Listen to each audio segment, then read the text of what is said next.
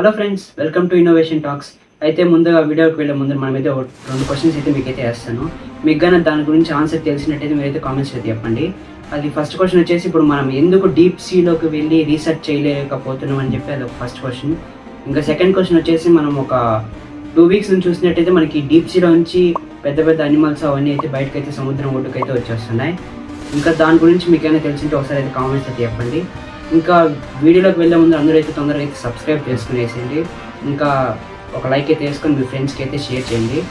ఇంకైతే మనం డైరెక్ట్గా అయితే వీడియోలోకి అయితే వెళ్ళిపోదాం.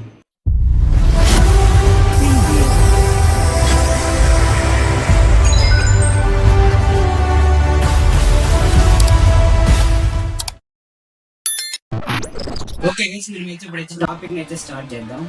ఇంకా మనకి సోషల్ మీడియాలో వచ్చేసి మనకు 2 వీక్స్ నుంచి అయితే ఒక న్యూస్ అయితే బాగా అయితే స్ప్రెడ్ అవుతుంది గైస్. అది మీరు అయితే చూసింటారు.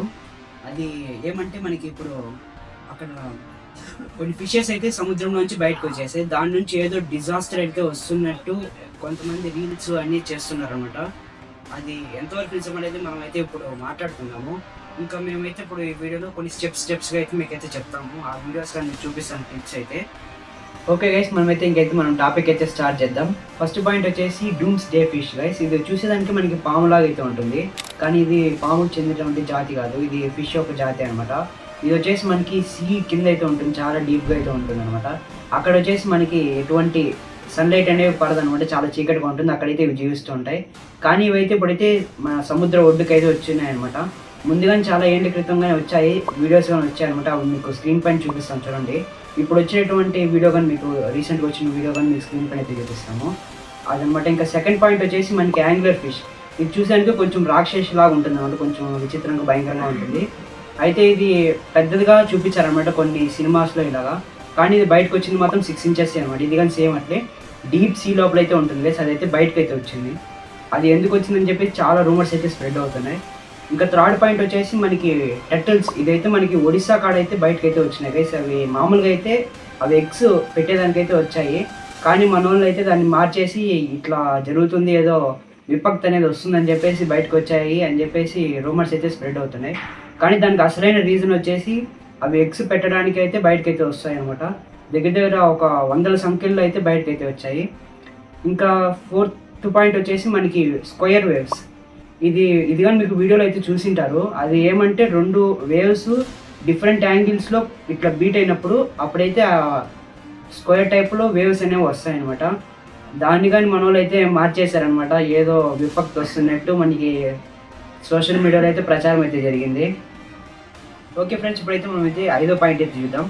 5వ పాయింట్ వచ్చేసి మనకి కేరళలో అయితే చాలా వందలాది ఫిషెస్ అయితే మనకి ఒడ్డుకైతే వచ్చాయి. దాంట్లో మీకు క్లిప్ కానీ చూస్తాను చూడండి, స్క్రీన్ పైన మీకు వేస్తాను. అక్కడ వచ్చేసి ఒక మనిషి అయితే ఉంటాడు, ఆ చుట్టూ మొత్తం చాలా వందలాంటి చిన్న ఫిషెస్ అయితే ఉంటాయి. అది ఎందుకు వచ్చాయంటే బయటికి, అవి చాలా రీజన్స్ అయితే ఉన్నాయి. కింద లోపల ఎక్కువ టెంపరేచర్ వల్ల అయితే వస్తాయన్నమాట, ఇంకోటి ఫుడ్ వల్ల కానీ వస్తుంది, ఇంకా చాలా రీజన్స్ అయితే ఉన్నాయి గైస్. ఇంకా సెకండ్ వచ్చేసి మనకి ఆస్ట్రేలియాలో అనమాట చనిపోయి షాక్స్ అయితే ఎక్కువ వచ్చాయన్నమాట. చనిపోయి ఒడ్డుకైతే కొట్టుకుంటూ వచ్చాయి. అవి కానీ సేమ్ రీజనే. అవి కానీ ఫుడ్ పర్పస్ కానీ మళ్ళీ టెంపరేచర్, ఇట్లా చాలా రీజన్స్ అయితే ఉన్నాయన్నమాట. ఓకే ఫ్రెండ్స్, మనమైతే ఇప్పుడు వరకు అయితే 5 పాయింట్స్ అయితే డిస్కస్ చేసాం కదా.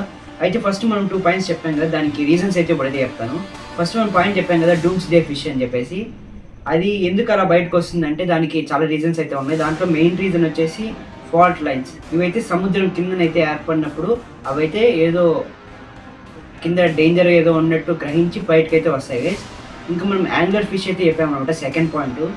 అది కానీ సేమ్ ఇంతే, కింద ఇట్లనే గ్రహించే వస్తాయి. కాకపోతే మొన్న వచ్చిండేది ఏదో డ్యామేజ్ అయిందనమాట, అంటే ఏదో కింద దెబ్బ తగిలింది అందుకని చెప్పి బయటకైతే వచ్చినట్టు న్యూస్ అయితే మనకైతే వచ్చింది గైస్.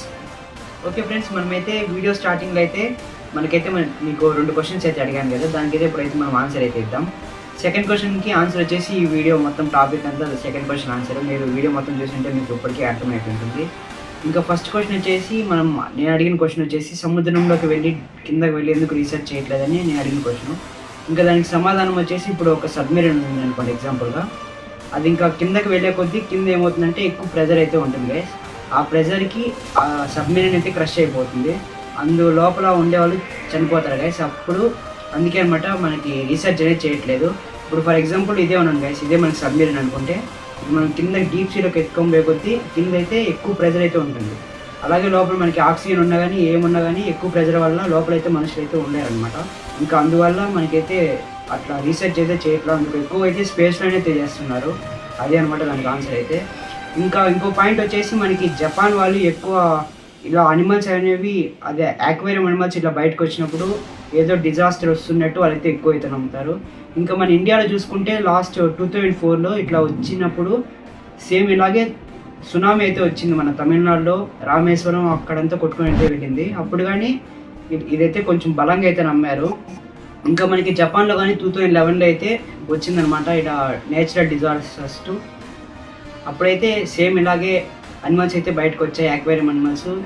అప్పుడు కానీ ఇట్లయితే ఎక్కువ జపనీస్ వాళ్ళైతే ఇదైతే బలంగా అయితే నమ్ముతారు. వాళ్ళ స్టోరీస్లో కానీ ఉన్నట్టు మనకైతే బుక్స్లో అయితే చాలా వరకు అయితే ఉన్నాయి, సినిమాస్లో కానీ చెప్పారు.